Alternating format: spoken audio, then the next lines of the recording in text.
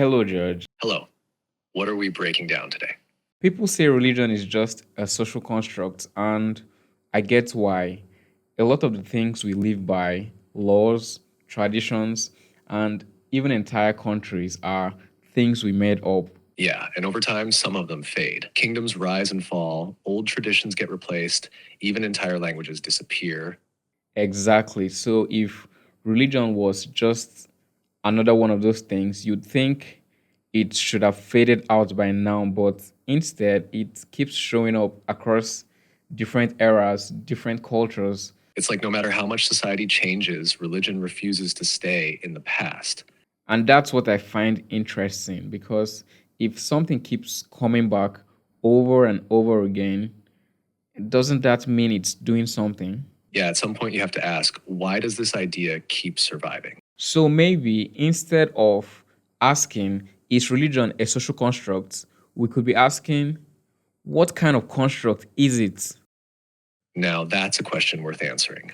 I've had these moments where I refused to give up on something, like everything was telling me it wasn't going to happen, but then I knew it would, and then it did. And I've gone online and I've seen a lot of people talking about having experiences like this too. What is that? Is there a reason why people keep having these moments where they just believe and somehow it works? That's the thing, right? It's one thing if it happens once or twice, but when millions of people across every culture keep describing the same experience, you have to ask if there's more to it than just coincidence.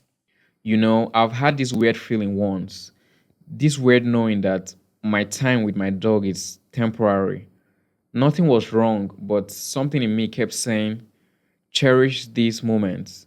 And then, a few months later, my dog passed. I didn't have any proof. I had no reason to think anything was wrong, but yet I felt it. And I've heard a lot of people talk about having similar experiences of knowing some things before they happen, just from a feeling in their gut. Yeah, that's intuition, right? That deep sense of knowing without knowing how you know. And what's crazy, it's actually backed by science. Yeah? How? Our brains are constantly picking up patterns, tiny details, and subconscious clues we don't even notice. It's like a background process running all the time, putting pieces together before we're fully aware of them. So it's not magic, it's just my brain working behind the scenes. Well, maybe. But here's the thing, intuition usually kicks in for important things. It's not telling you what to eat for lunch, it's warning you about danger, nudging you toward the right choice, making you pay attention when something matters. And it seems fate works the same way. Exactly. Faith is like intuition, but for things we can't prove yet. It's that deep conviction that something is real or will happen even before the evidence shows up. So you mean when people say things like faith is just wishful thinking, that's really not an accurate description. They're missing the point. Faith isn't blind, it's trusting what you already feel to be true, even before you have all the proof. So here's a thought. What if this is exactly what ancient people noticed? These weird, meaningful moments where things just lined up in ways they couldn't explain. Yeah, because intuition, gut feelings, and faith aren't just modern ideas. Humans have always had these experiences. Right. And maybe when they tried to describe what was happening, that's where religion started. Because imagine someone 1,000 years ago having that same gut feeling I had, like something was meant to happen. And back then, they didn't have science to explain subconscious pattern recognition or psychology. All they knew was that something real was happening, something bigger than just logic. So they told stories and made sense of it the best way they could. And with time, those stories became traditions, beliefs, and religion. And weirdly enough, the Bible actually maps onto the human psyche in a way that's hard to ignore. Yeah, like the first sign of human consciousness in the Bible is shame. Adam and Eve eat the fruit, and the first thing they do is realize they are naked and feel exposed. which is exactly how self awareness works. The moment you become truly conscious, you realize how vulnerable you are. You see yourself from the outside, and suddenly you're aware of judgment, consequences, and mortality. And it's not just that story. Over and over, the Bible isn't just describing history, it's describing what it feels like to be human. Which makes you wonder, is religion really just people making things up? Or is it an account of human experience, the same way science is an account of objective experience? Right. Science tells us what the world is, but religion is trying to tell us what it feels like to live in it. So if religion keeps showing up and it keeps describing the human nature so well, what does that actually mean? Yeah, because at some point it stops being just a coincidence. If people across different cultures, across thousands of years, keep seeing the world this way, then maybe they weren't just making things up. Maybe they were recognizing something real.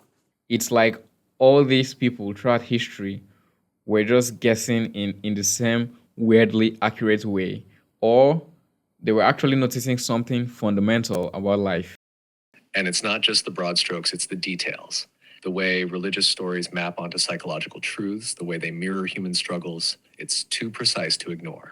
And that's why I don't think the real question is whether religion is real, but what kind of real is it? Right, because people get stuck on, is it literally true? But that's not the only way something can be real.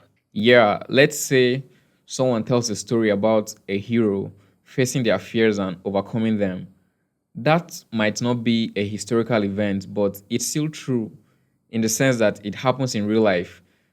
Everyone at some point faces a version of their fears, and if they overcome it, they become that hero that faced their fears and overcame it, just like the stories. Exactly.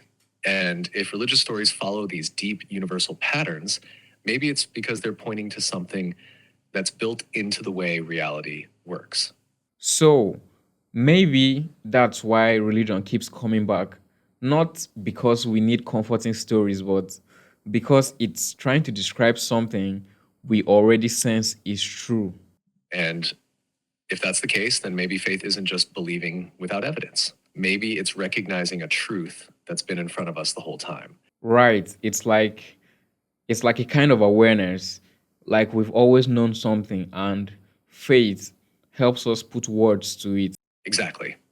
It's not just waiting for proof, it's about trusting that feeling, that gut sense that things have meaning, even when we can't always explain it. And maybe that's why religion, despite being so old, still connects with people today because it's a shared way of expressing something we all feel inside. And when you think about it, faith isn't just a belief, it's a way of living with life's mysteries, understanding that not everything can be fully explained, but still choosing to trust what feels right. That's a powerful way to put it. I think this is a very good place to stop. I think, All right, if you've been following along, you've probably got a lot to think about. If this video sparked some questions or made you look at faith and religion in a new way, hit that like button and subscribe so you don't miss any more deep dives. And hey, leave a comment with your thoughts. I'd love to hear what you think. Catch you in the next one. so I would like to hear your thoughts in the comment section. Like and subscribe if you haven't already. And see you guys in the next video. Peace.